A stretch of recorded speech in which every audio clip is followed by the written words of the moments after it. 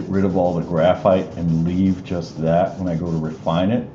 You can finish these with any material you want. If you want to use something, you know, pick up a colored paper or paper that's got a little tone, you can do that. If you want to put a ground down, like with the charcoal, you can do that as well. If you're doing that kind of thing, you might want to think in terms of doing this on newsprint and then putting graphite. You can take graphite just from one of your softer pencils, but either putting graphite or charcoal on the back of it and then tracing it like we did the skulls. Okay, so now it's mapped out. I'm going to start bringing in the shadows. Eyelid will cast a shadow onto the iris. Treat the iris as a kind of a pattern of lights and darks. Don't let it get too, now just because you know there's a pupil there, don't draw it if you can't see it. So with all the reflections and all that kind of stuff, also don't let the white of the eye get too bright white. The eyelid is going to cast a shadow onto the eye itself. Eyelid will catch light, upper eyelid will catch light, lower eyelid is usually darker because it bends away from the light. Cheek catches light.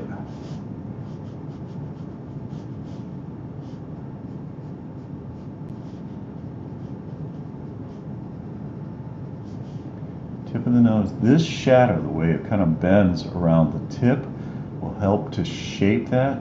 Keep the foreshortened center, so don't let that shadow become an even mark. You want it to kind of do the same thing as, you know, the eyelid kind of upside down where it does this. Short side hooks around, this side sort of stretches out. Upper part of the nostril gets crisp. Have a core shadow right at the tip of the nostril.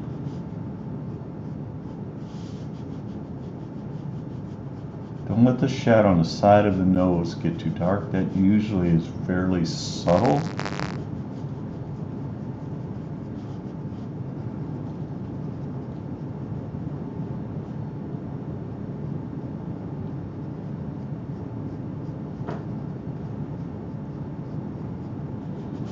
Where you will give a shadow that becomes really important is here between the brows, where this shadow, where that part of the forehead kind of bends in a little bit. You'll see it go straight across the bridge of the nose and then kind of angle down the side. So it sort of helps to shape that feature.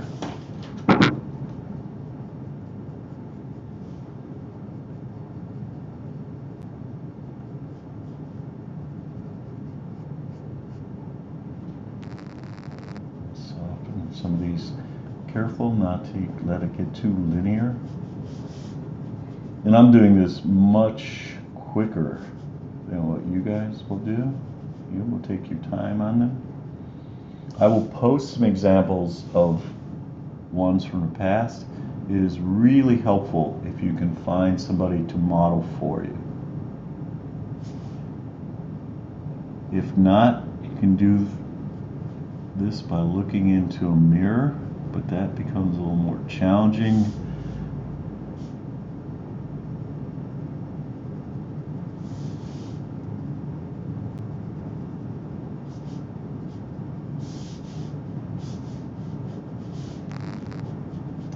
Corner of the eye starts darker. A bit of a cast shadow under the nose. Again, subtle. Don't draw, you know. Don't feel the need to have things show up clearer than you can actually see them. Use a line here to kind of separate these two a little bit. Whole upper lip shadow if you have overhead light. So it bends back. is shadow at the corner of the lip.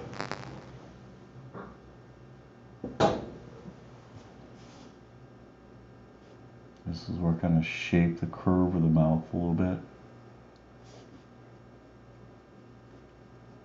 So the lower lip catches light. Do not outline the lower lip. Let it show up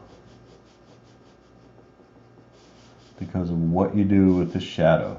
Upper lip, so it's showing up more because of the shadow on the upper lip and the shadow underneath.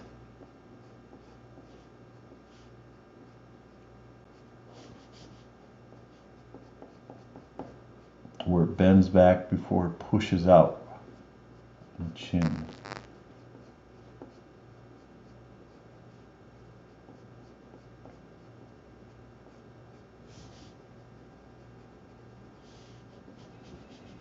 Chin catches light.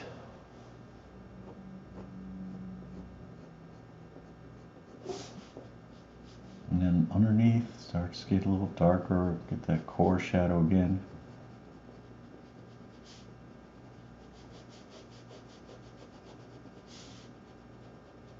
Lower eyelid darker.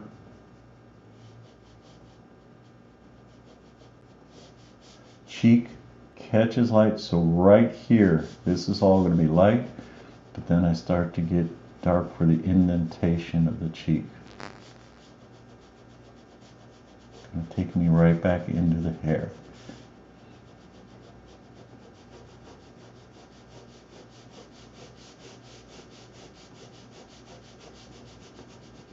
All of this getting darker, darkest shadow on the cheeks through here, where that kind of goes in, and then the bottom of the jaw pushes out a little again, so this gets darker.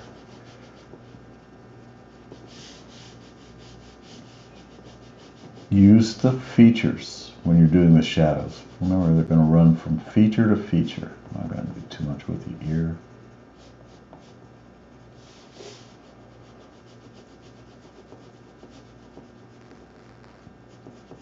Use the cast shadow to kind of show up the bottom of the ear. Eyelashes come right out from the corner of the eye, straight out.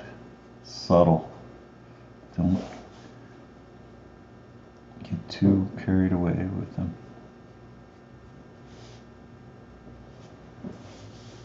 Eyebrows. Tone made by mark. So I'm building up these marks, kind of letting the pencil again hit and skip. Kind of the direction or grain of that eyebrow, kind of letting it fade out. This one, same thing. Kind of starts off lighter, build up more of that mark, a little more pressure. So it kind of comes up, and then as it rounds around the corner of the forehead, it kind of fades out.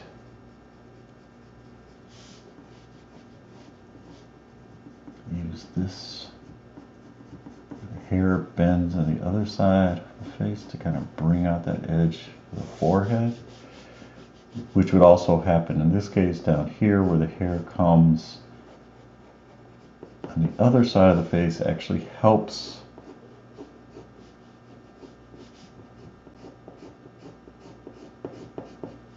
my pencil's getting dull, but I don't want to get up and sharpen it, so. But the hair also then, in this case, shows up the neck a little bit because it's coming around from the far side. But look at the examples I'm going to post. They were from this same project, done by students.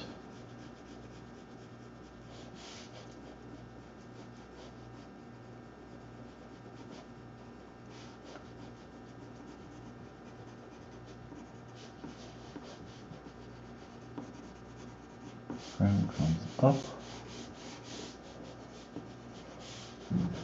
So just keep working the tone, again, using the features as a guide. If you should do this over a series, like I'm doing this all at one time, you should plan on doing this through a series of sittings with the model, so you have more time to work on it and it doesn't get too quick.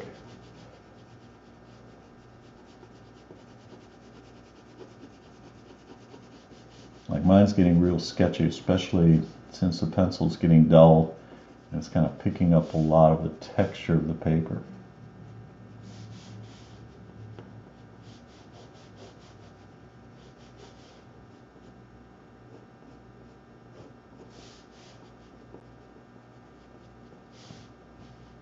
If you have any questions as you get started, or if you get it blocked in and you're wondering how it's looking, I know this is kind of a different arrangement. Send it to me.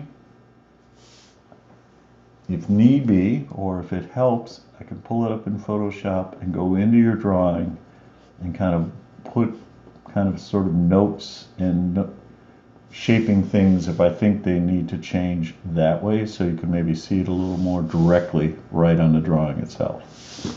Okay? Well, stay safe and I'll be in touch. You'll have other assignments coming. This is the one we talked about earlier though, so I wanted you to be able to get started on it.